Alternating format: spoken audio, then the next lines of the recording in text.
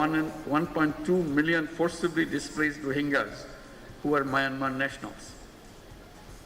Asian leaders must come together to ensure their safe and dignified repatriation to their home country, Myanmar. China assures full support to interim government. Professor Yunus seeks Ban Ki-moon's support for democratic transition.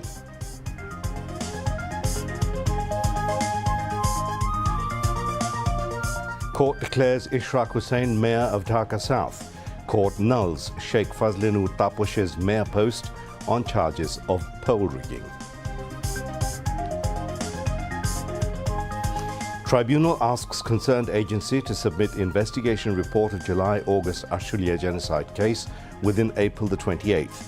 Investigation agency has submitted draft report on Jankarpur genocide to prosecution to be placed after Eid, says Chief Prosecutor. Holy Laylatul Qadr tonight. Devotees observe this precious night with high religious fervour. Millions of Muslims offer prayers whole night to absolve sin and to receive blessings from Almighty. Citizens leaving Dhaka to celebrate Eid with near and dear ones, train stations and bus terminals experience overcrowding. Huge South Korean wildfires kill 27.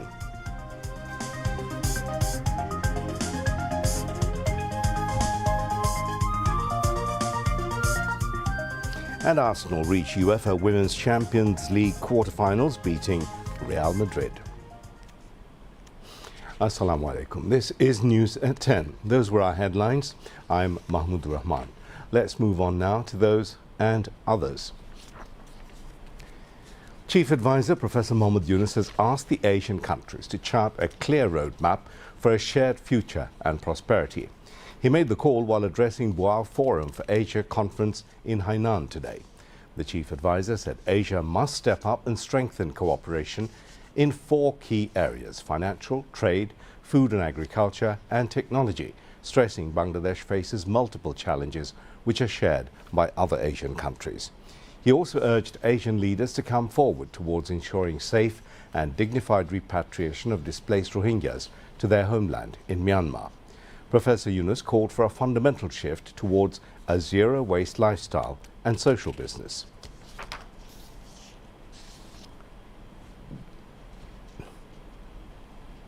Developing Asian countries face an SDG financial gap of 2.5% to $4 trillion annually. Beyond SDG financing, Asia also needs large-scale investments in infrastructure and economic diversification through responsible financing. For more than 7 years, Bangladesh has been hosting over 1.2 million forcibly displaced Rohingyas who are Myanmar nationals. We continue to bear significant social, economic, and environmental costs. The UN Secretary General recently visited the camps in solidarity. While global efforts are drastically shrinking but continuing, Asian leaders must come together to ensure their safe and dignified repatriation to their home country, Myanmar. Asia must create a sustainable financial mechanism. Regional MDBs and similar institutions should lead this effort. We need reliable funds that address our challenges and meet our growing demands. Second, trade cooperation. Asia remains one of the least integrated regions. This weak integration stifles investment and trade. We must work to boost trade cooperation immediately. Third, food and agricultural cooperation. Finally, mobilizing intellectual resources and youth power must be at the center of our collective actions. The climate crisis poses an existential threat to humanity. In Asia-Pacific region, climate disaster-related economic losses are already enormous, which is equivalent to $65 billion. Climate-vulnerable countries like Bangladesh are forced to divert resources towards disaster response, limiting investments in productive sectors. We need new, additional, accessible, non-ODA, non-debt-creating, grant-based climate finance with an equitable distribution between adaptation and mitigation. Universal access to life-saving medicines and technologies must be guaranteed. Our youth and citizens demonstrated exceptional resolve and strength to redefine the future of Bangladesh. To restore public trust, we have initiated critical reforms.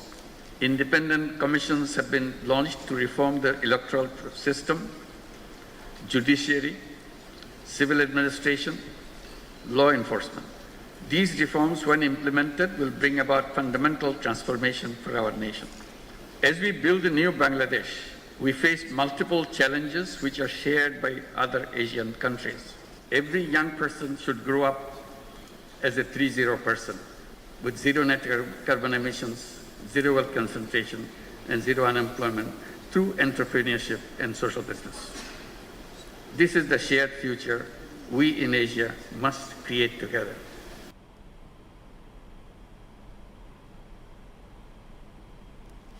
Chief Advisor Professor Mohammad Yunus arrived in Beijing around 10:20 p.m. local time tonight.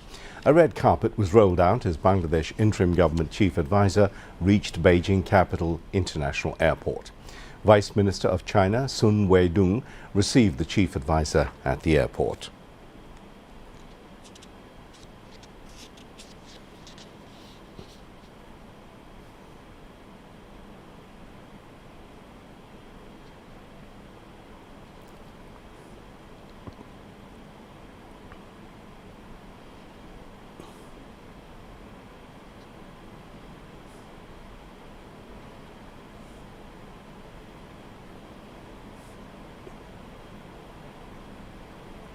Chief Advisor Professor Mohammad Yunus has sought support and advice from former United Nations Secretary General Ban Ki-moon for a smooth transition to democracy in Bangladesh.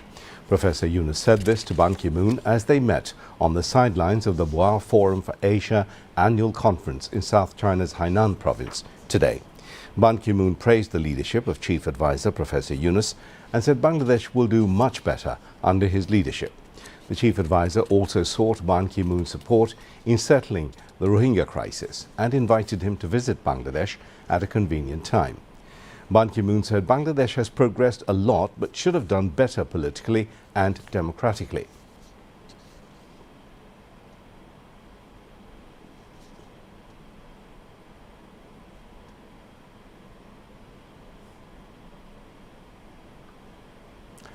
China and Bangladesh has agreed to deepen their relationships with Beijing, saying it would extend full support to the interim government of the country. The two countries have also agreed to boost investment, trade and cultural ties, people-to-people exchanges as they mark 50 years since the establishment of their diplomatic relationships.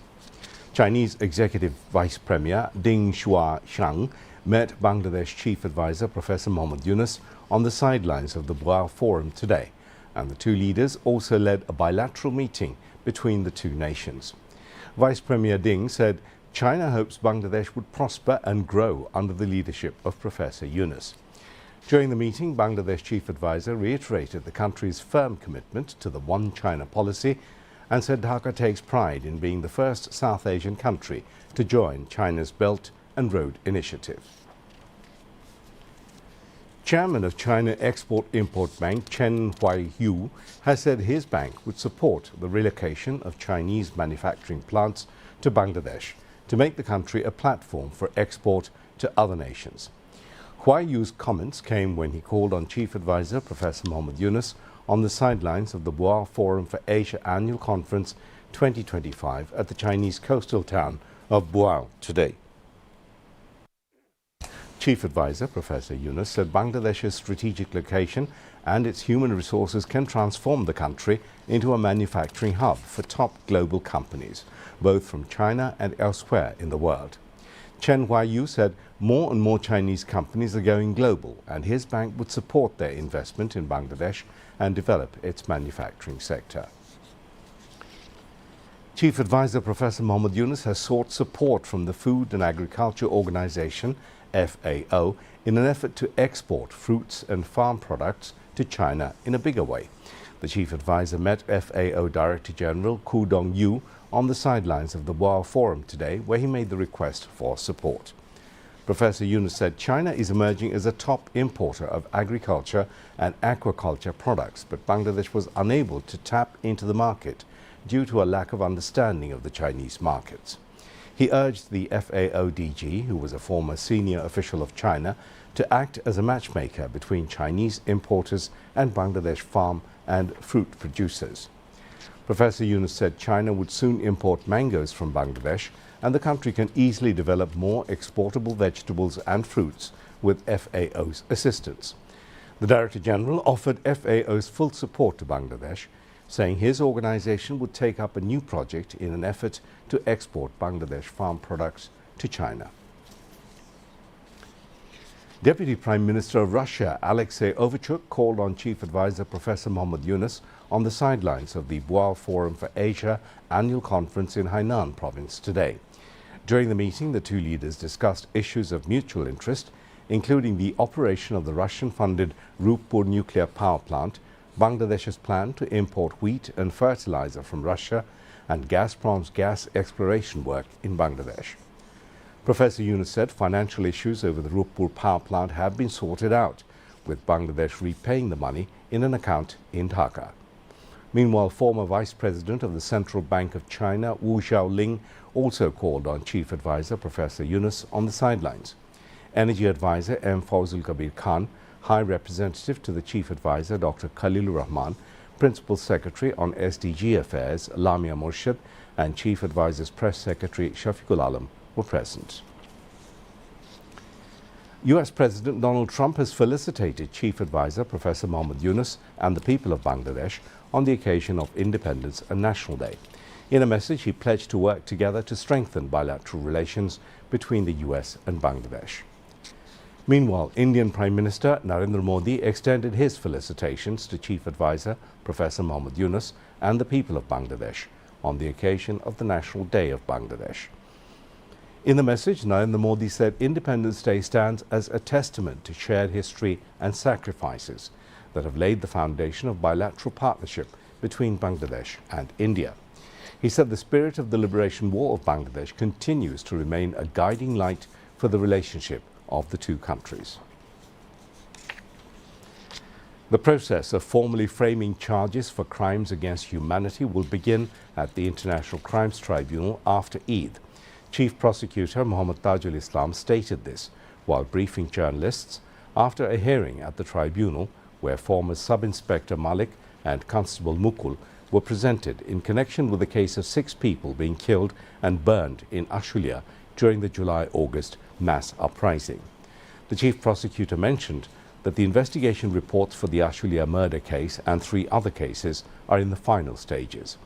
These cases include the July-August Jankarpur murder case, a partial report on the Rampura murder case, and the Sheikh Hasina's command responsibility case.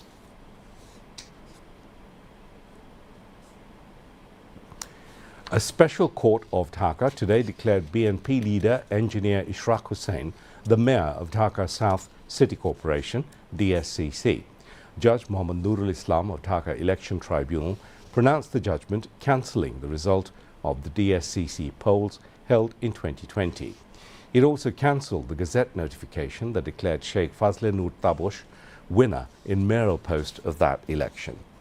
Ishraq's lawyer, Tahirul Islam Tawhid, said the BNP leader filed a case on March the 3rd in 2020, pleading to cancel the 2020 DSCC polls and its result over irregularities, terming those as unacceptable. 8 officials concerned, including then Chief Election Commissioner, CEC, KM Nurul Huda, Returning Officer Mohammad Abdul Batin, and DSCC Mayor Fazle Nur Taposh, were made respondents in the case. The Dhaka South and North City Corporation polls were held on February the 1st in 2020, where Sheikh Fazle Nur Taposh and Atiqul Islam won from South and North, respectively. The Election Commission issued the Gazette notification over the polls results on February the 2nd in 2020. Labour and Employment Advisor Brigadier General retired Dr. M. Sakhawat Hussain has instructed authorities to pay salary and allowances to the workers and employees of mills and factories, including garments factories, before Eid. He gave the instructions at a press conference at the Secretariat today on paying the dues, including salary and bonus to the workers on the occasion of upcoming Eid al-Fitr. The advisor said Dhaka 1,23,35,534 has been allocated from the emergency fund of the ministry. He mentioned that this money has been given to pay the dues, including salary and bonus of the workers and employees of those industrial units whose owners are absconding. In the morning, Finance Advisor Dr. Saleuddin Ahmed talked to newsmen after the Advisory Committee meeting on purchase at the Secretariat. The advisor hoped that there would not be any stagnation in economic activities despite non-stop 9-day holiday on the occasion of the Eid. Senior Secretary to the Home Ministry, Nasimul Goni, has ensured that members of various law enforcing agencies, including police, will be on duty to avoid undesirable occurrence during Eid journey and also to maintain overall security of the city residents during the continuous holiday. Holy Shab al-Qadr, also known as Laylatul Qadr, is being observed across the country tonight. The Muslims are passing the night offering special prayers, reciting the Holy Quran, holding zikr, and performing other religious rituals, seeking blessings from Almighty Allah for long life, peace, and progress for themselves, their families, relatives, friends, as well as the nation and the Muslim Ummah.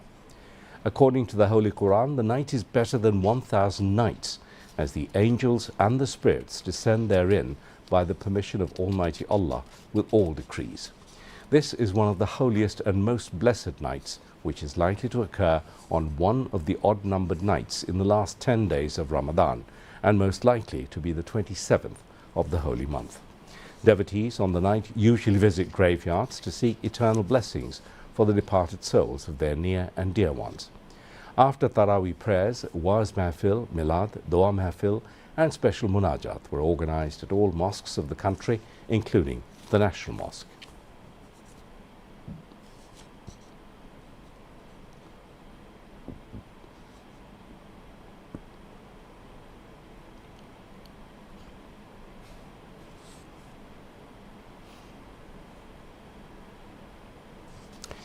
In celebration of Eid, the government had initially announced a continuous 5-day holiday. Later, through an executive order, an additional day was granted, extending the break from March the 28th to April the 5th, allowing government employees to enjoy an unexpected 9-day holiday. Employees across various institutions are delighted with this extended break, adding a new dimension to Eid celebrations. Such a long holiday is rare in a busy city life. Jobs holders expressed their excitement, stating that they had never received such an extended Eid vacation before, leading them to make special plans for the break. Even bank officials, who are usually deprived of long holidays, are thrilled about this extended Eid vacation. However, bank authorities have assured that they are keeping their customers' needs in mind despite the prolonged closure. During this period, all government, semi-government, autonomous, semi-autonomous and private offices will remain closed.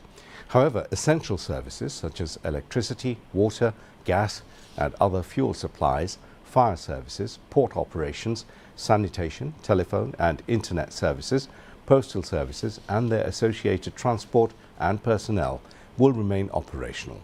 Hospitals, emergency services and related workers will also be exempt from the holiday. Compared to the past few days, the pressure of homebound Eid travellers at Dhaka's bus terminals has increased from today. People travelling expressed their joy and relief about a smooth journey. However, some passengers complained about excessive fares charged by certain long-distance transport companies. Transport officials stated that since educational institutions are closed this year, many people have left Dhaka earlier, reducing the overall passenger rush. Meanwhile, Kamalapur railway station was packed with passengers from early morning. On the 4th day of Eid, train journeys, all trains departed on time, with passengers expressing satisfaction with the railway management.